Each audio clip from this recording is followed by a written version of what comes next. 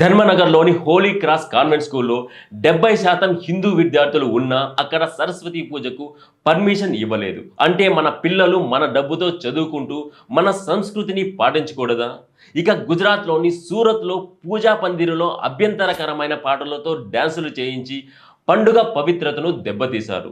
ఇక సరిహద్దు అవతల బంగ్లాదేశ్లో హిందువుల పరిస్థితి వర్ణనాతీతం. గోపాల్గంజ్లో విగ్రహం మెడను మెలితిప్పి తల నరికారు. సత్కిరాలో పూజకు ఒక్కరోజు ముందే విగ్రహాలను ముక్కలు ముక్కలు చేశారు. అక్కడ మతోన్మాద సంస్థల విద్వేషపూరిత ప్రసంగాలే ఇందుకు కారణం.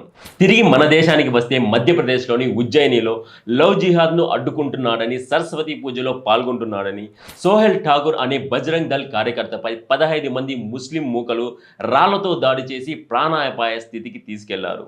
నదియా జిల్లాలో 80 విగ్రహాలను పగలగొట్టారు. ఈస్ట్ మిడ్నాపూర్లో విగ్రహాలను అగౌరవపరిచారు. పోలీసులు కొన్ని చోట్ల మిన్నుకుండిపోయారు, కొన్ని చోట్ల రాజకీయ నాయకులు అండగా నిలిచారు. కానీ మనం గుర్తుపెట్టుకోవాల్సింది ఒక్కటే, అనుమతి నిరాకరించినప్పుడు అడ్వకేట్ కరుణాసాగర్ గారు హైకోర్టుకు వెళ్ళి అనుమతి తెచ్చిన తెగువ మనం స్ఫూర్తిగా తీసుకోవాలి. మన పండుగలు మన హక్కు, మన దేవుళ్ళు మన అస్తిత్వం.